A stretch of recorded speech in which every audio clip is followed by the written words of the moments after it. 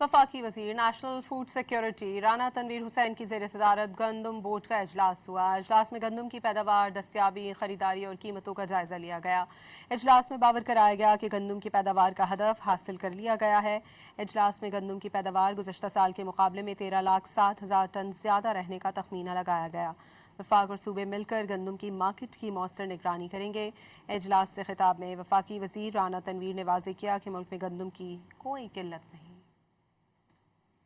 वफाकी वजीर national food security Rana Tanveer Hussain की ज़ेर सदारत गंदम बोर्ड का इजलास हुआ। इजलास में गंदम की पैदावार, दस्तियाबी, खरीदारी और कीमतों का जायजा लिया गया। इजलास में बावर कराया गया कि गंदम की पैदावार का हदफ हासिल कर लिया गया है।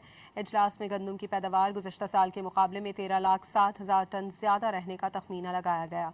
वफाक और सूबे मिलकर गंदम की मार्केट की मौसर निगरानी करेंगे। इजलास से खिताब में वफाकी वजीर राना तनवीर ने वाज़ेह किया कि मुल्क में गंदम की कोई किल्लत नहीं।